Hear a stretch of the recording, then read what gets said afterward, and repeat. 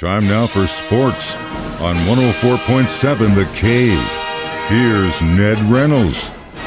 Mike, the intern, Ned Reynolds in the studio. It's Red Friday. Let's go, Ned. And what kind of a shirt do I have on? Not red. It is not red. It is totally the opposite. What is the opposite of red? Well, actually, the opposite of white is black. I don't know what the opposite of red is. I don't either. Maybe black as well. Or white. Either way. Chiefs take on the Bills in a Sunday afternoon game. You know it's going to be a battle. Both sides are really, really, really good. And the Kansas City Chiefs, last time I checked, were back, or they were the 3-point underdogs in this thing at home. So you know that's going to piss them off going into this game. Unconscionable. Chiefs need to be the favorite, and I think the Chiefs win this one. Well, I've been asked the question on a number of occasions, why isn't this a Sunday night game? And that's a very good question. Why is it not? Why is it late Sunday afternoon? Well, doing a little research, you find out they're apparently, and I'm guessing this because I can't find any specific note to it, but there is no rule about the number of times a team can play on Sunday night. But the NFL tries to be very fair to everybody, and the Chiefs have already been there. Okay, secondly, and we'll be there 2 more times. Well, see, that's just it. They have more games scheduled. Secondly, the networks early in the year when the schedule comes out have their choice, and NBC, of course, has the Sunday night game. So they say, hey, we'd like this one, this one, this one, and they're picking out what they feel are the marquee games.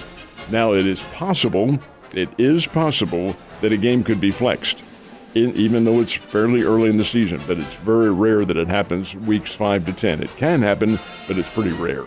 So NBC said, hey, do you want? No. We're staying with Philadelphia-Dallas. That's a marquee matchup that we want because it has 2 major markets in it, Philadelphia and Dallas, huge.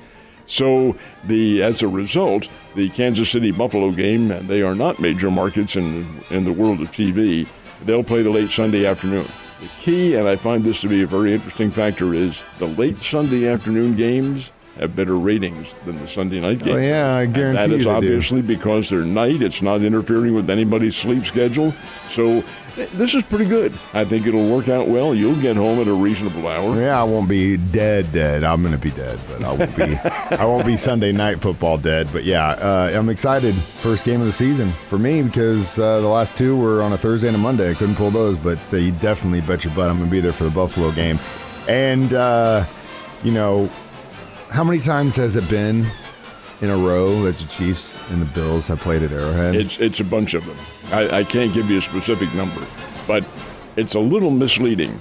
The NFL has a rule, and the scheduling rule, that and it's a rotation basis for 2 years, the number 1 team in the West plays the number 1 team in the East. It's a rotation. And the rotation has the number 1 team in the West being the host team. Well, that's the way it figured out at the start of the year. Way it figured out the start of last year as well. Now, interestingly enough, the Bills and the Chiefs are scheduled to play again next year in the regular season. Right now, that game is scheduled to be in Kansas City, but that's not with the understanding that if they're both numbers 1 at the end of the year, that might change. If it does change, game's in Buffalo. So we'll see. The fact of the matter remains that part of that is also the playoffs, and they don't figure into this. Yeah, and that's a higher-seeded team that gets home there. And anyone complaining, like, we're always in Kansas City. It's because our teams have been higher-seeded than yours, and you have to come into Kansas City. So as a result, it's a little bit misleading that Buffalo's always played there, but that's why this game coming up on Sunday is so very critical, because if Buffalo can win this one and maintain their schedule, and the Chiefs, who knows what might happen, don't get the top seed, and a playoff game happens, Buffalo is where it would be. But that's a long way off. Yeah, it is a long way off. We need a win this week. Focus on the Bills and get that dub. All right, so hockey season opened on Wednesday. Had some games last night, but the Blues don't open their season until tomorrow night in St. Louis. They do indeed. St. Louis will take the ice against the Columbus Blue Jackets. Took a look at the rating systems and so forth, and of course you would have to understand that the top team in the National Hockey League is the Colorado Avalanche. They are the reigning Stanley Cup champions, and then the Tampa Bay Lightning are second. They're perennially there. And then you have several other teams. New York Rangers are listed at third. The Blues are in that top 10 grouping, but they're not listed as a number one. We'll see. But it's the Blues in Columbus to open things up. It's a long season, folks. A lot can happen. And, by the time the weather is nice and warm again next spring, we'll be having a Stanley Cup. Ned's already trying to figure out how he can go to sleep until next April. Call me Rip Van Reynolds. Rip Van Reynolds. So I know you weren't sleeping yesterday when the baseball playoffs were happening. Tell me what went down. Well, there's only one game played. There were to have been two in the American League, but the game with the Cleveland... It's a challenge. Guardians? Not to call them the Indians, but they are the Cleveland Guardians. And the New York Yankees was rained out in New York. They had a lot of rain back then, still are, as a matter of fact. But they are going to try to play it at noontime today. That will be a game 2 of their series, so they won't get a day off. The other game was played. That was the game between Houston and Seattle. And the Seattle Mariners are pretty good, but Houston now has a 2-0 lead. The final score on that one was 4-2. The Astros won it. And Yordan Alvarez, who played down here with the Corpus Christi Hooks in the Texas League just a couple of years ago, continues to be a Mr. October for the Astros. Hit another 2-run homer yesterday, had one in the previous game against the Mariners. This guy can really play. He's a nice ball player, was down here in the Texas League, and he's continuing that in the major leagues. Now that series moves to Seattle. Game 3 is tomorrow. If the Astros win, that series is all over. This is a best of 5, so 3 wins would get it. If they play again Sunday and there's a game 4, well, right next door, those stadiums abut each other. They're right there. The Seattle Seahawks are going to be playing the Arizona Cardinals. And I think we talked about this yesterday, but they've agreed to adjust the times if that happens. The Mariners get first choice, and they'll play an hour earlier than they had planned, and the Seahawks will move their game back to 2 hours later than planned. So there's a mutual correlation between the two of them.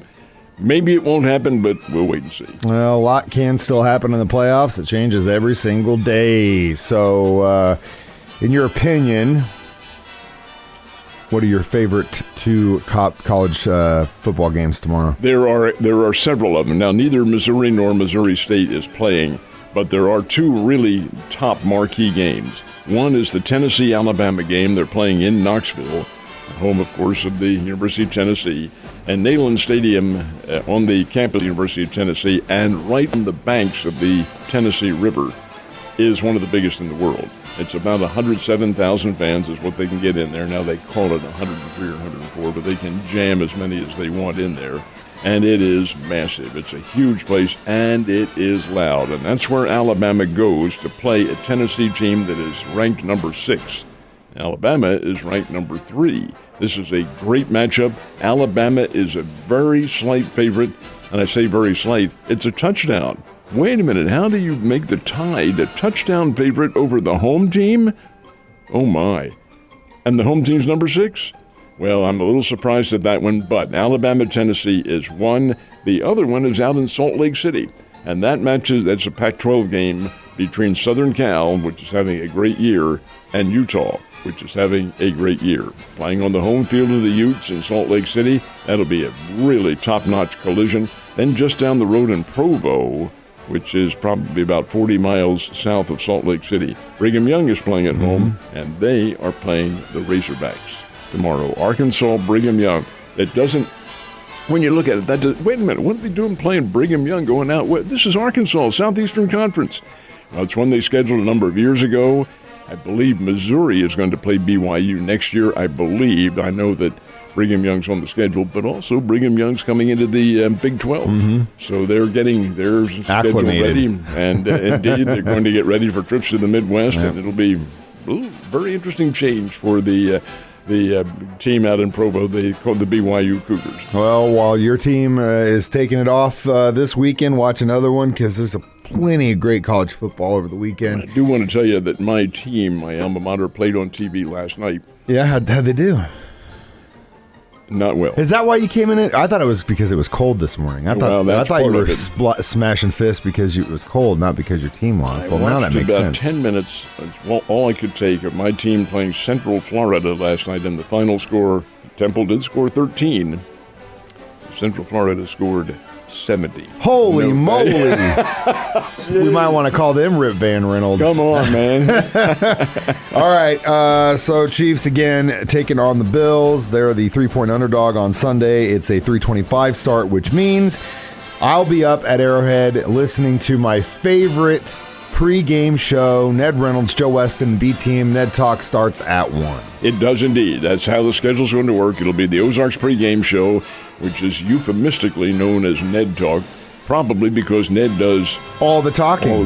Well, that's not fair. Because the rest of those guys are very sharp individuals and have really pointed comments, not just on the Chiefs, but on the sports scene in general. We run from 1 to 2 on the Cave, 104.7. Then the Chiefs Network pregame show takes over. That's 2 to 3. Then the game. And the game will be about 3:25 is when they'll kick it off. And it'll be a dandy. Sure as I'm sitting here, Ned, you have a wonderful weekend, and go Chiefs. Go Chiefs.